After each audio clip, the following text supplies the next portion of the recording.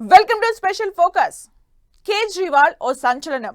ఈ మఫ్లర్ వాలా దెబ్బకు బీజేపీ, కాంగ్రెస్ లాంటి పార్టీలు ఓ క్షణం సైలెంట్ అయి దిక్కులు చూశాయంటే అర్థం చేసుకోవచ్చు కేజ్రీ క్రేజ్ ఎలా ఉండేదో.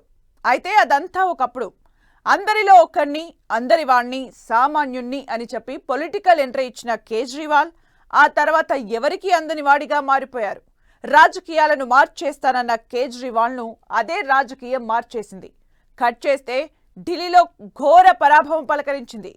కేజ్రీవాల్ నుంచి కేజ్రీఫాల్ వరకు ఆయన జర్నీ ఎలా సాగింది, పతనం ఎలా మొదలైంది, ఎక్కడ మొదలైంది?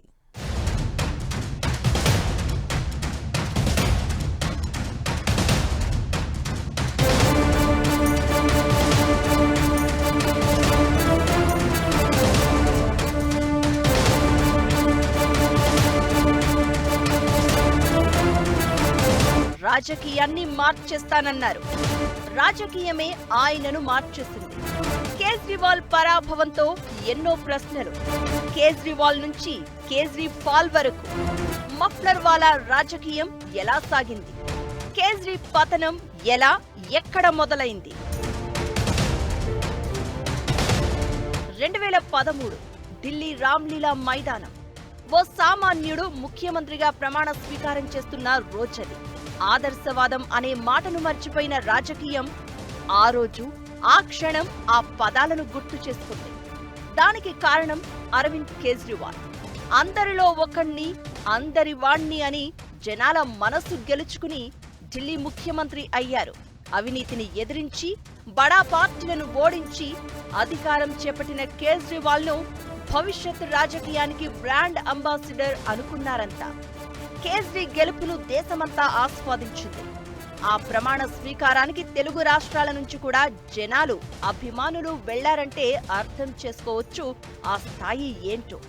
స్వచ్ఛమైన రాజకీయానికి నాంది అని జనం పెట్టుకున్న నమ్మకం విఫలం కావడానికి 10 ఏళ్లు కూడా పట్టలేదు. కట్ చేస్తే అరవింద్ కేజ్రీవాల్ ఘోరంగా ఓడిపోయారు. పార్టీని గెలిపించలేకపోవడమే కాదు, తను కూడా గెలవలేకపోయారు. రాజకీయాల్లో కొత్త చరిత్ర క్రియేట్ చేస్తారనుకుంటే సగటు రాజకీయ నేతగా మిగిలిపోయారు. అదే హస్తినలో చీపురు పార్టీకి చుక్కలు చూపించింది. జేబులో ఓ బాల్ పాయింట్ పెన్, మెడ చుట్టూ ఓ muffler, baggy sweater, blue WagonR car. ఇంత సింపుల్ గా ఉంటూ పార్టీలను నిలదీసే కేజ్రీవాల్ కు ఢిల్లీ ఫిదా అయింది.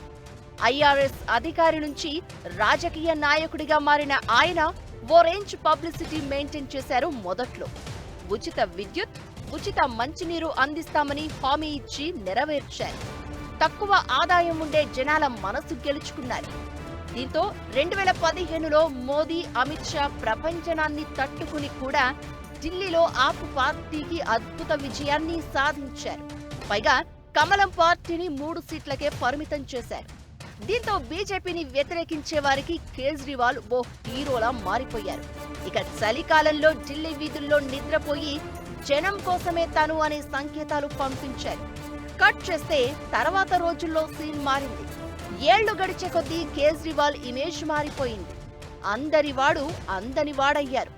రాజకీయాలు ఆయనను మార్చేశాయి. అల్లుకున్న అవినీతి ఆరోపణలు, పడకేసిన అభివృద్ధి కేజ్రీని వేలెత్తి చూపించేలా చేశాయి. పైగా ఒకప్పుడు సిట్టింగ్ సీఎం షీలా దీక్షిత్ను 25,000 ఓట్లతో ఓడించిన కేజ్రీవాల్ ఈ ఎన్నికల్లో 4,000 ఓట్ల తేడాతో ఓడిపోయారు.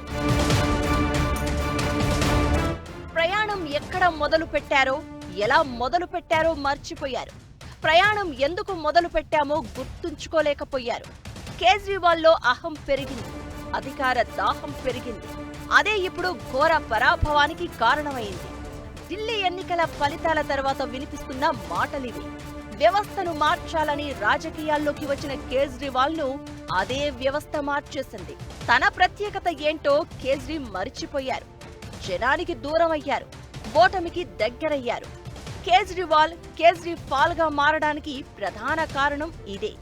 మంత్రులంతా డబుల్ బెడ్రూమ్ ఇళ్లలో ఉండాలని చెప్పిన కేజ్రీవాల్ సొంత ఇంటికి మాత్రం 30 కోట్లతో మరమ్మతులు చేయించారు. కేజ్రీ ఇంటిని శీష్ మహల్ అంటూ టార్గెట్ చేసిన బీజేపీ జనాల్లోకి సక్సెస్ఫుల్ గా తీసుకెళ్లింది. ఇది ఆప్ ఓటమిని శాసించింది. ఇక కేజ్రీవాల్ ఇమేజ్, ఆప్ పార్టీ పతనానికి మరో ప్రధాన కారణం ఢిల్లీ లిక్కర్ స్కామ్. ఈ వివాదంలో దాదాపు 5 నెలలు కేజ్రీవాల్ జైలులో ఉన్నారు. ఈ కాంట్రవర్సీ కేజ్రీకి ఉన్న మ్యాజికల్ అరాను క్రియేట్ చేసింది. కేజ్రీ ప్రత్యేకం కాదని, అందరూ రాజకీయ నాయకుల్లానే అనే మాట జనాల్లోకి వెళ్లిపోయింది. కేజ్రీ ఓటమికి కారణమైంది. దేశవ్యాప్తంగా కూడా 2013 నుంచి 2020 వరకు కేజ్రీవాల్ పేరంతా దేశం మోగింది. అన్ని చోట్లకి ఆయన పేరు వెళ్ళింది, అన్ని చోట్ల ఓట్లు తెచ్చుకున్నారు.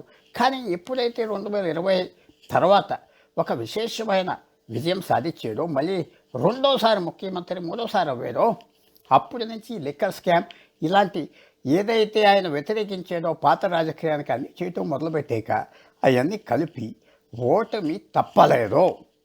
ఉచిత విద్యుత్, ఉచిత మంచినీరు, గవర్నమెంట్ స్కూళ్ల ఆధునీకరణ, మొహల్లా క్లినికులతో పాటు మహిళలకు ఉచిత బస్సు ప్రయాణం లాంటి పథకాలతో తక్కువ ఆదాయ వర్గాల్లో కేజ్రీవాల్ ప్రత్యేకమైన స్థానం సంపాదించుకున్నారు. వాళ్లను ఆప్కు నమ్మకమైన ఓట్ బ్యాంకుగా మార్చుకున్నారు.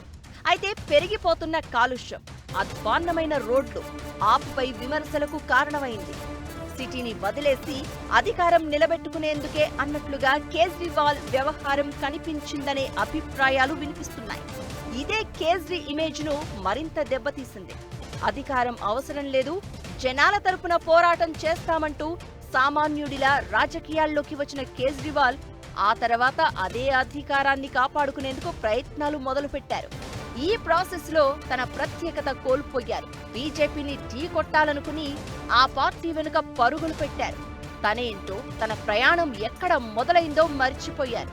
ఈ పరిస్థితిని కమలం పార్టీ అవకాశంగా మార్చుకుంది. ఢిల్లీలో పాగా వేసింది. కేజ్రీ అనే బ్రాండ్ను పూర్తిగా దెబ్బతీసింది. అవినీతి నిర్మూలనే లక్ష్యంగా మొదలైన ఓ ఉద్యమం నుంచి ఆమ్ ఆద్మీ పార్టీ పుట్టింది. అయితే ఆ తర్వాత ఆ ఉద్యమ స్ఫూర్తిని కంటిన్యూ చేయడంలో కేజ్రీవాల్ సక్సెస్ కాలేకపోయారు. మిగతా పార్టీలతో పోటీ పడే ఓ సాధారణ పొలిటికల్ పార్టీగా చీపురు పార్టీ మారిపోయింది. సైద్ధాంతికంగా కూడా చీపురు పార్టీ తన ప్రత్యేకతను కోల్పోయింది. ఇది ఓవరాల్ గా కేజ్రీవాల్ పేరును దెబ్బతీసింది, ఇమేజ్ డ్యామేజ్ అయ్యేలా చేసింది. ఇప్పటి వరకు కేజ్రీ వేరు, ఇకపై కేజ్రీ వేరు. ఇప్పటి వరకు ఆయన చాలా మందికి ఇన్స్పిరేషన్.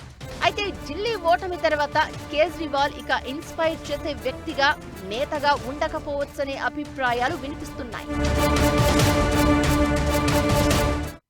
ఢిల్లీలో ఆప్ కోల్పోయింది అధికారాన్ని మాత్రమే కాదు, జనాల నమ్మకాన్ని, పార్టీ ప్రత్యేకతను కూడా.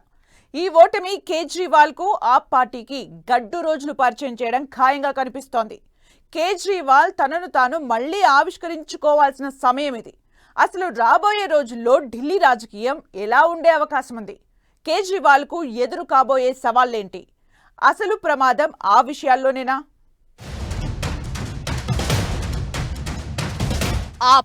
ఆపదలో పడబోతోందా?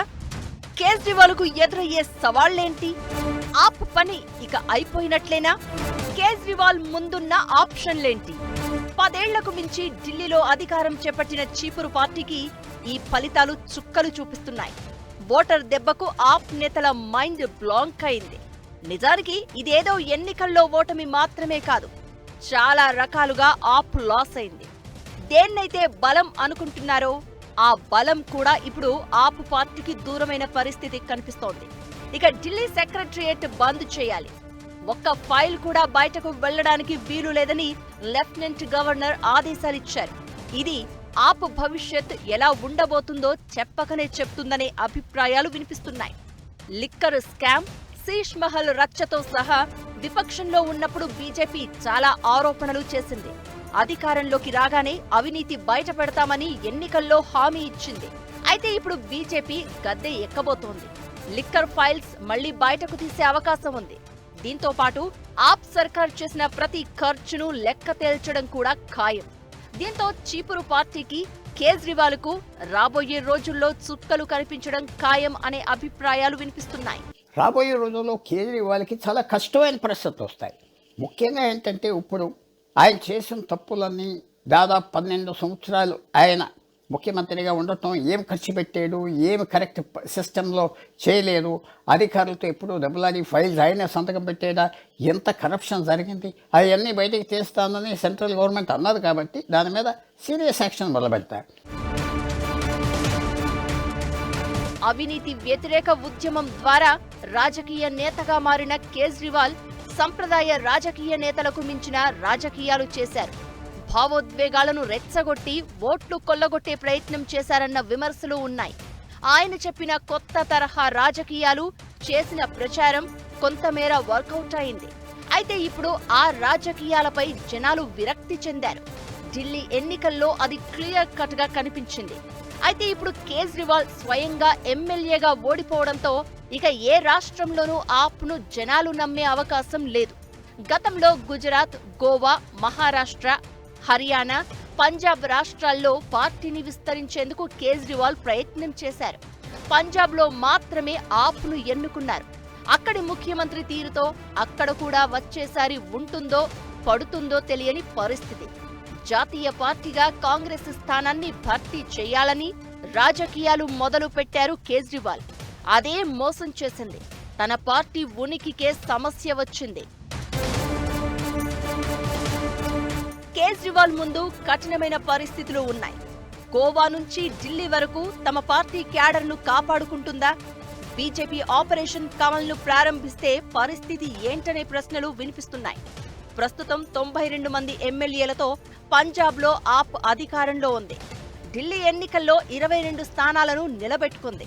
వీటితో పాటు గుజరాత్లో 5, గోవాలో 2, జమ్మూ కశ్మీర్లో 1 చొప్పున ఆప్ ఎమ్మెల్యేలు ఉన్నారు. లోక్సభలో ఆప్ బలం 3 మాత్రమే.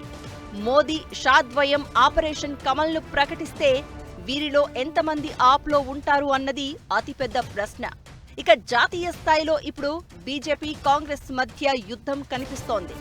అధికారంలో ఉన్న ప్రాంతీయ పార్టీలకు చెక్ పెట్టేలా బీజేపీ ముందుకు సాగుతోంది. ఇప్పటికే ఒడిశాలో బీజేడీ, మహారాష్ట్రలో ఎన్సీపీ, శివసేన కూటమి, అసోంలో ఏజీపీ లాంటి పార్టీలకు చెక్ పెట్టి కాంగ్రెస్ కంచు కోటలైన రాష్ట్రాల్లో పాగా వేసింది. దీంతో ఇప్పుడు గోవా, గుజరాత్, జమ్మూ కశ్మీర్, ఢిల్లీలో ఆప్ను అడ్డు తొలగించే దిశలో బీజేపీ స్ట్రాటజీ సిద్ధం చేస్తే కేజ్రీవాల్ ఎలా ఎదుర్కొంటారు అన్నది పెద్ద ప్రశ్న. పంజాబ్ ఆప్లోనూ లుకలుకలు స్టార్ట్ అయినట్లు ప్రచారం జరుగుతోంది.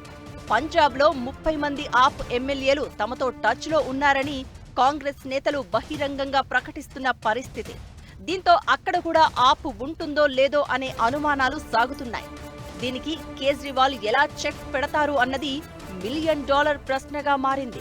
ఇక ఢిల్లీ ఆప్లో సెకండ్ లెవెల్ లీడర్లు కూడా ఈ ఎన్నికల్లో ఘోర పరాభవం మూటగట్టుకున్నారు. కేజ్రీవాల్తో పాటు మనీష్ సిసోడియా, సత్యేందర్ జైన్, సౌరభ్ భరద్వాజ్ ఇలా కీలక నేతలంతా బీజేపీ చేతిలో ఓటమి ఎదుర్కొన్నారు. అయితే మాజీ సీఎం అతిషి, మంత్రి గోపాల్ రాయ్ లాంటి వాళ్లు గెలవడం ఆప్ శ్రేణులకు అంతో ఇంతో ఊరట కలిగిస్తున్న పరిస్థితి. వీటన్నింటికీ మించి ఎమ్మెల్యేగా కూడా గెలవని కేజ్రీవాల్ బీజేపీ మీద పోరాటానికి ఎలాంటి మార్గం ఎంచుకుంటారు అన్నది ఆసక్తి రేపుతోంది. క్యాడర్, లీడర్ ఆప్లోనే ఉండడం, ఉంచేలా చేయడం అంత తేలిక కాదు. తన నాయకత్వాన్ని నమ్మి ఉండాలని అందరినీ కేజ్రీవాల్ నమ్మించాలి. లేదంటే ఆప్ చరిత్రలో కలిసిపోతుంది. వీటిని కేజ్రీ ఎలా ఎదుర్కోబోతున్నారన్నది ఆసక్తి రేపుతోంది.